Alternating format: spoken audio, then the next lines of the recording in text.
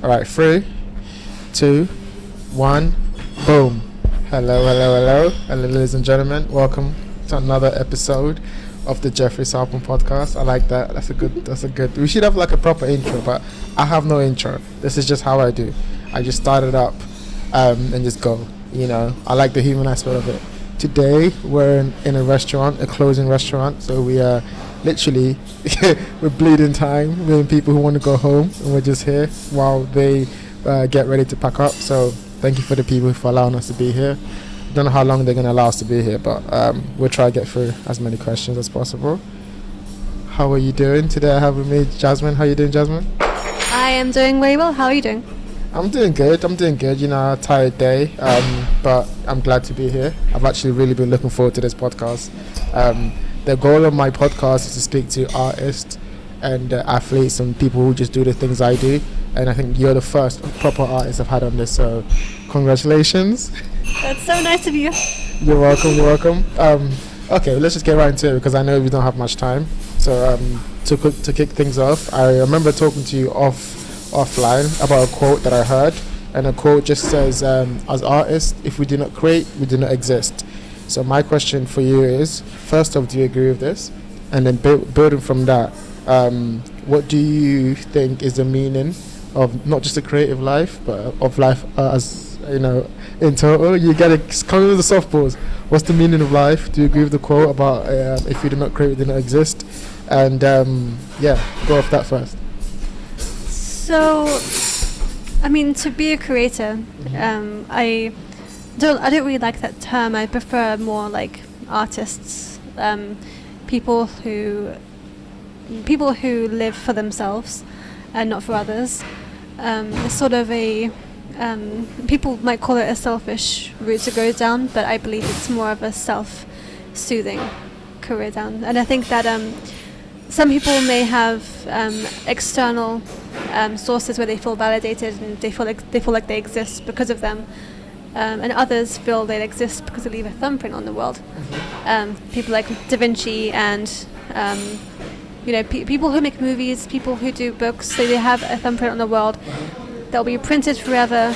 It's in a museum, it's in a cinema, it's in a bookshop. You know, like they have something out there. People, it's like their name on them. You know. And some people have that for their objects, and some people have that for human beings. And I think that it's just about finding what does validation mean to you. Okay, so going off that, what do you think is the meaning of life then? That's the question I want to softball and start with. What is the meaning of life to you? Meaning of life to me, I think it's living your true self. It's a very vague answer, I know, but I think that it's finding something that makes you feel like you want to consume your soul. You know? Yeah, go on. I don't feel the need to exist if I don't have something that will feel like I'm burning. You know, like I need something that will slowly destroy me throughout time. You know. That's an amazing answer. Something that will surely destroy you and to consume your own soul. That's a beautiful answer. I completely agree. I think what part of the meaning of life is also to find that thing that will make you feel like you can destroy yourself for it. There's this, I think, Bukowski quote. It's like, find what you love and let it kill you. And I think I absolutely agree with that. You know, to be able to find what you love and then have the bravery to let it kill you.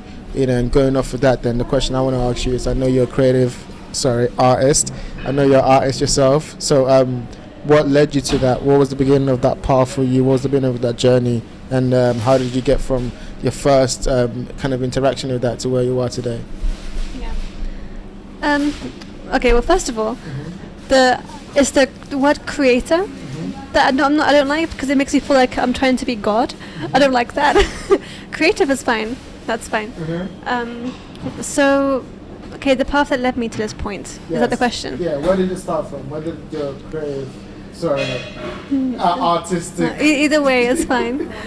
I started off basically wanting to be anything other than myself. I didn't know who I was. No one knew who they were when they were 5 years old. I don't know anyone who did. And the way that I found out who I was finding out things that I enjoyed writing stories about Mario and Sonic. Was that your first story? That was my first story. Writing songs that make no sense, making paintings that have no meaning other than to myself. And I think that just finding the one thing that gives you pure joy as a kid gives you kind of confidence to pursue it in the future. And that's where I started. So as a kid, what was it about you that gave you pure joy? Like when you read that story about Mario, what was it? What what gripped you in that moment to make you think? And did you really think that in that moment I'm going to do this for the rest of my life, or did you just wanted to just write that story? I think, I mean, in today's terms, it's basically a glorified fan fiction. At 5 years old. 5 years old. I was doing it before everyone was doing it. To make sure it doesn't sound too bad, it was a dance battle. It was a dance battle between Mario and Sonic. It was nothing else. Yeah, what about at that moment were you so drawn to it? It was basically like the imagination aspect. You know, I was tired of things going day by day, doing the same exact things, eating, sleeping, go to school. And I wanted something that was a bit more like dramatic. You know, I was a dramatic child, very, very sensitive, very emotional, very inside my own head. And I felt like I found solace in my own head sometimes, because when everything else was too much to handle, creating things was my way of controlling things in my brain. You know, when things are a bit too much of a hassle in life, you find things that you can anchor yourself down with. Absolutely. I absolutely agree. I think even for me, my journey was the same thing. I remember when I used to travel like 2 hours to it first started for me with reading. I'd always just be consumed by reading. Everyone who saw me was always reading something, because I wanted to get out of my environment into somewhere it was more comfortable, into another magical world. And I found that like these worlds were just so beautifully crafted by these writers that I could get lost in them so easily. And then when I got a bit older, I also found it a comfortable place to express. I was like, okay, cool. If I'm gonna make something, I want to make something that I think every artist, every writer, when they write, they're writing from a place of within. So they're writing from within to get someone else to understand. And there is a part of they're doing it for other people, the audience, but also doing it for themselves. And I found that balance from going from, okay, I was scared to write, and then I realized I had to write because I had to write for myself, and I had to get into that process. But what a very important part early on was the reading, and was the getting interested in books, and then like just getting consumed by that book. I know you've told me your favorite book is Pride and Prejudice. Is that true? Is that, yeah. So talk to me about that. When did you first read that book? What was the impact that it had on you? Do you remember? So, Pride and Prejudice, everyone knows it. It's a classic. Jane Austen. Well, I mean, not everyone knows it. Do you want to describe, do you want to say what the book is about briefly? Briefly, it's a sort of a classical historical tale of different classes being prejudiced towards each other, basically having too much pride to see anything other than bad in other people. That turns out to be a love story between someone who is classified as poor and one who is classified as rich, and learning to escape from your own limitations. And it was my favorite book when I found it in my mum's room. I was like, oh, this seems interesting, because I had no idea how to pronounce the word prejudice when I was a kid. I was like, what does this mean? What was it about that resonated with you? It was, I think it was the whole ballroom dresses, like the smouldering guy in the back that no one knows about. It's very mysterious, and also, you know, having working class family, it was like there's a protagonist who also goes through the same troubles that I do.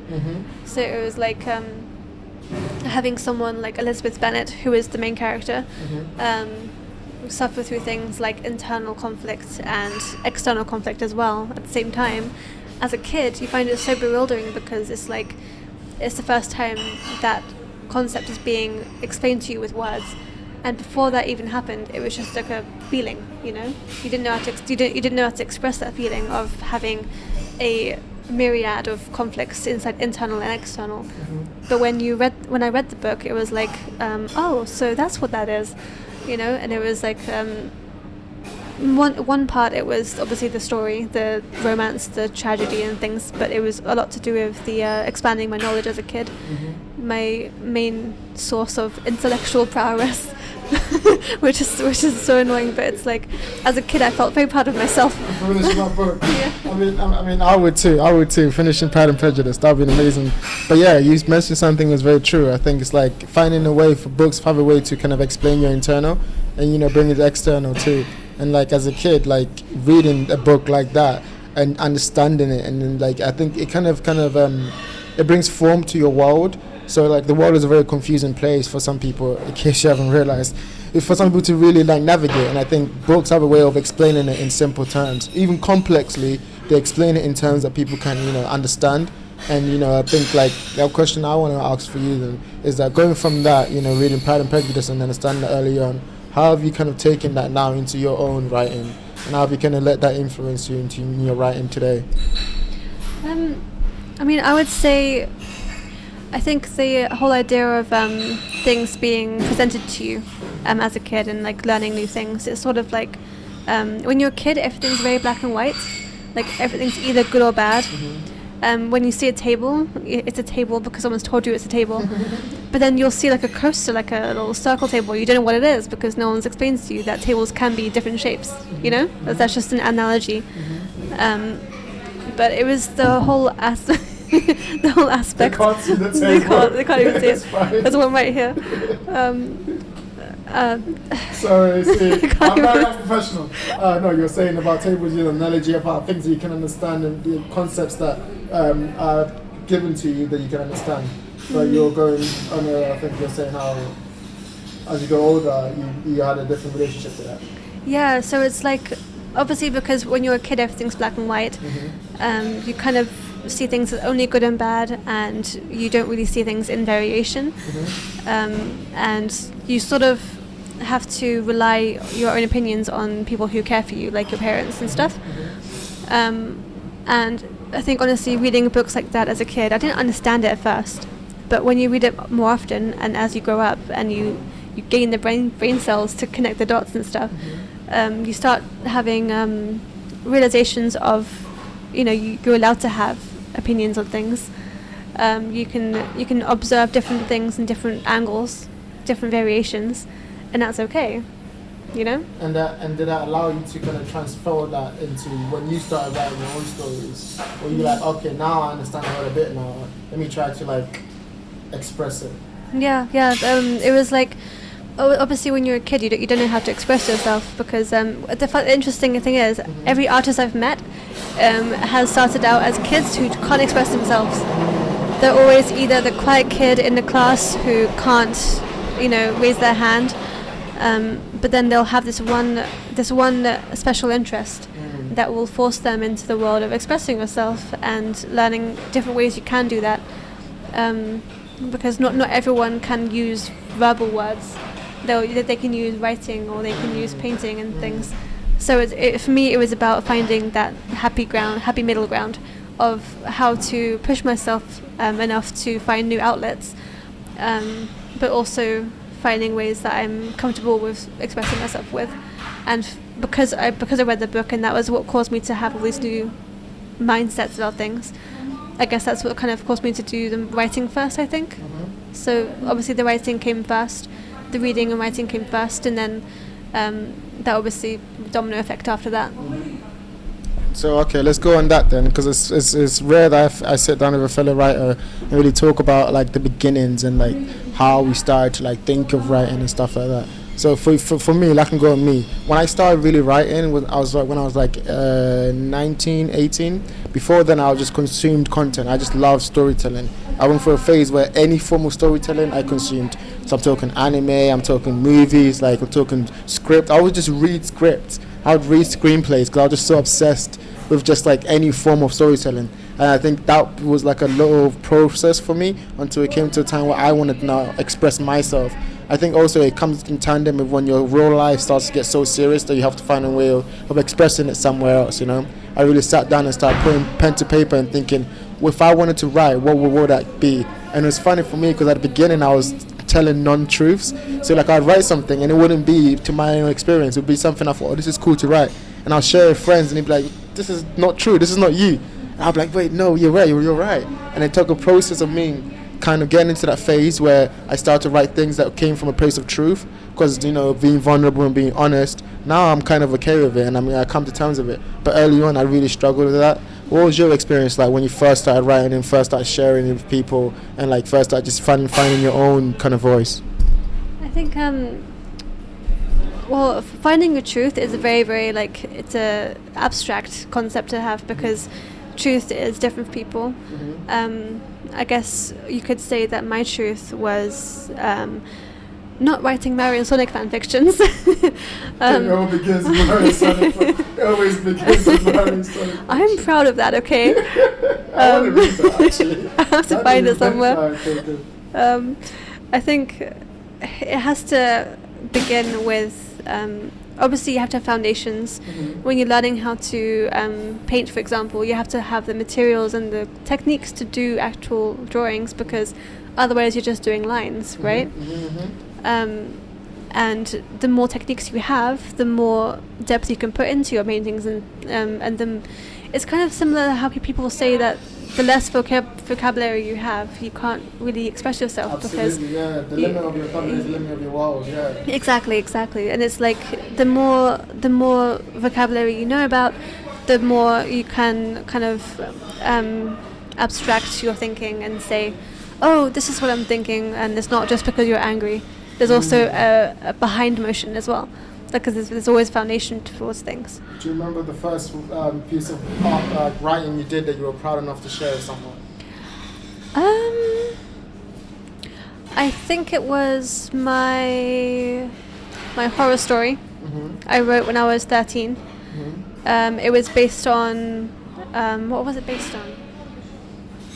I believe it was a zombie thing. Yeah. I think it was a zombie thing. I was like a dark child. Because I was just introduced to the world of Frankenstein because of our primary school. They were obsessed with the book Frankenstein, and Frankenstein's monster. And then I was like, oh, this is interesting. And I really liked Nightmare Before Christmas. And I was like, oh, I want to do something similar to Sally, because she can sew her arms back on as well. And I wrote this short story about how a zombie is just trying to find another leg, because he was like, he's hopping around, he can't find a leg, and I told my teacher, I remember this, I told her that he hasn't got a leg to stand on. Because I thought that was hilarious. That is funny. That is funny. So you're really proud of that. You're like, I just learned that phrase. I was like, I'm becoming an adult. I know phrases now. I know colloquialisms. That's amazing. Exactly. That's amazing. All right. Okay, that's pretty cool. And then so when you started getting really into writing, I know some of you spoke offline. You told me some of your influences were people like Lee Child and Neil Gaiman and all these kind of fellow artists. Because I've always struggled growing up to have influences where I could imitate. Because growing up, all I knew was Dostoevsky and all these old Russian literature, like Hemingway and these kind of Steinbeck, all these artists that were long dead in a different generation that I didn't really feel connected to, that I wanted to imitate, and I still now put them as my benchmarks, but that's such a out of the way reach to have, But I think, how was your experience growing up with people like Gaiman and all these? Did they make the dream feel more tangible, or did you kind of understand what they were trying to say, or what was that like? First of all, Neil Gaiman. I personally I wasn't trying to correct you. I'm trying to say Neil Gaiman. I require an apology from him. Why? Because I just finished his new script book on Good Omens. I personally need an apology dance. I need him to say sorry to everyone. Is it that bad? No, it's good. It's good. It's amazing, but it broke my heart. My chest still hurts. Okay, yeah. He did his job. He did his job. Ruined my life. You're fine. You'll be fine. I won't be fine. You'll never recover. No, I won't recover at all. Was his best piece of work? Right now it is. Yeah. To answer your question, it started off with Coraline. That was the first book that I read of his. Neil Gaiman's, of course. That was the one about the child Coraline. She goes into the pink door, and then goes into the smaller door, finds out there's another other world with another mother, other father. And long story short, she realizes she doesn't want to be there. She wants to be she wants to be in the real world, because everything goes wrong for her. I won't spoil it further than that, but it's very scary. It's very like complex for a kid, but he writes it in a way that we can understand it. Like every child has a abandonment fear of their parents, right? No child wants their parents to leave them. And no child wants their parents to be, hurting them in some way. And this book is about that. It's literally like saying, hey, be careful what you wish for. Some people may treat you badly, but in a gaslighting way, where it's like they say that they love you, but what they're actually doing to you is chipping away at your existence and making you rely on them. And as a kid, it's like, oh, damn. Yeah, damn. It's like facts, no printer. But yeah, so that was like that was pretty much my eye-opening book as a kid, because it was like learning how to be independent and learning how to spot different behaviors, because it was a very psychological book. It's a very psychological one. Okay, let's go on that then. I think that's such an interesting topic about how these books reveal such heavy themes, but in such a light-hearted way. I remember a lot of books that I read that like, this is what it is, guys. This is what it is. I remember a lot of books I read at that age. It was kind of like they were like really challenging me to think about my life and to really like reassess my priorities, or just even the kind of the worldview that I had. Coming from my environment, it was like, okay, cool, this is what your environment is, but like, let me take you out and put you like a Game of Thrones kind of scenario, and then so your whole worldview is changed. What was that process like for you? Do you remember the book that kind of, apart from the ones we talked about today, that kind of completely shifted your point of view and like took you from like naive to like, oh, I'm now seasoned veteran of philosophy, and I walk around looking down my nose at these peasants? I would say there was a book called Shadow Forest that I treasured as a kid. It was about tragedy and coping mechanisms. Two children lost their parents in a car crash and have to live with their auntie in Norway, and they end up in a shadow forest where goblins, fairies exist, and they all want to hurt their children. Oh wow! Their big brother tries to find her little sister, and it's like a very, very kind of like, it's like a child battling their fears, Yeah. And when you're reading that as a kid, it's like, it's sort of like telling you, hey, we know you're struggling, you can do this, because like, I swear the only people who understand children are writers. Like, do you know what I mean? Of course we're going to say that, though. We're obsessed with writers. Because it's like, you have writers who have genuinely experienced things, and they have children too. Neil Gaiman he had a daughter. He had a daughter who read Coraline and was like, hey, this is amazing. And then he continued writing it, and he said that, because the publisher originally was like, no, this is too scary for kids. But they published it anyway because the daughter said it was fine. And then when it was finally published, the daughter confessed and said, oh no, I was terrified, but I wanted to know how it ended. It speaks worlds about how writers can speak to children in a way that they are able to do that kind of thing, where it's like they want to continue reading it so much because it speaks to them on a deeper level. That's something that I want to aspire to. I agree too. I think like writers have this uncanny ability to kind of like not speak down to kids. I think a lot of people around them speak down to them like they're not human beings who are also experiencing the world. I think writers go like, no, like I'm going to create a world and you're going to go into it. If you don't understand all parts of it, that's familiar because you're in a world where you don't understand all parts of it too. And I think the lessons that writers kind of go through in their personal life kind of always bleeds down on the page, and like it's just so I think even unconscious too. I'm starting to be more conscious about it too. When when you go to these schools, they teach you, okay, think about your character's plots and think about your character motivations and like how your story is going to put together and all these, they kind of like the baseball details, I'll call it. The kind of granular details about what's important about your world. But it takes the fun out of it when you just like, you're a kid writing about Mario. It's like you want to go back to that. You want to go back to that. Was it Mario or Sonic? It was both of them. Okay, yeah, okay. Let's take a kind of like a not really a turn, but like I want to talk about one thing we share in common. One of our favorite things. It's a movie, and it's one of my favorite movies too. It's called Eternal Sunshine of the Spotless Mind. Before I even ask the question, I just want you to go off it. What was your impression of that movie? What did that make you feel? Kind of what emotions? I really want to get into it. What emotions did it make you feel? And like, do you remember the first time that you watched it? Yes. So, Eternal Spotless Mind. Oh my gosh, that movie. I first watched it because of Jim Carrey, and Kate Winslet. I love them both. I've always loved them. And it was just another movie, and when I first watched it, it was really hard to keep track of, especially when you have like ADHD brains, when you're just like you're stuck on one concept, and then the movie continues, and you're just like, wait, no, go back. But when you finally get through the movie, it's like it really tells you the story of every single character without you even realizing it. Like every single character has had development, but you didn't even realize it. What would you say to someone who hasn't read it? What was the movie about? The movie, it was about these two people.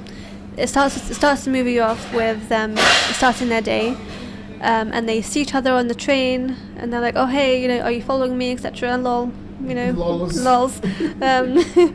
And as it turns out, they've already met before.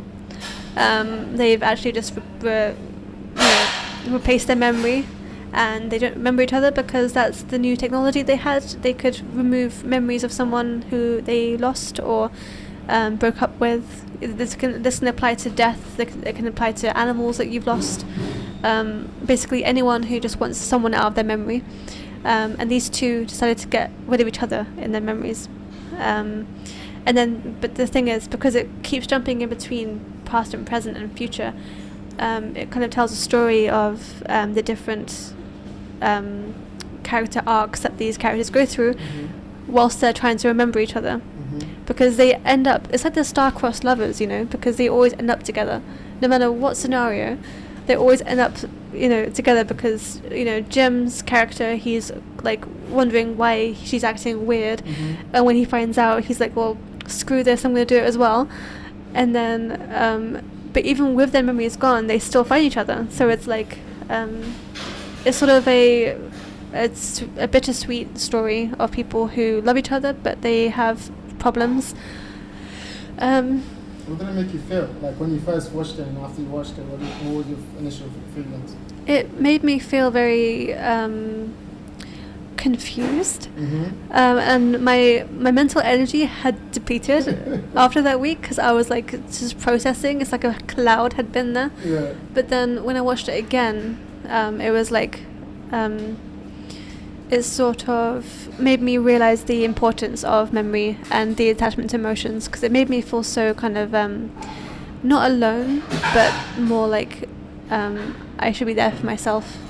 Because the Kate Winslet's character has a big problem of finding impulse control and being able to care for someone as well as herself. And some people may agree to that, like have the same problems. So it's like trying to find the middle ground between helping yourself and also helping another person, and also how that dynamic would work in a relationship itself. If anyone has relationship problems, this is the movie for you. I'm sure it's everyone has relationship problems. Everyone should go watch it. Yeah, exactly. And I think it's a nice, it makes you feel good after a while, because it makes you feel like, hey, you know what, if they did love me, then it means something, because it was like it left something with you. Every single relationship you have is sort of like you take something from it, you know, like you grow as a person, and it doesn't matter who it is. You'll still find someone, you'll still find the next person, and maybe you'll find the one person who, like in the movie, you'll keep meeting up with for no apparent reason.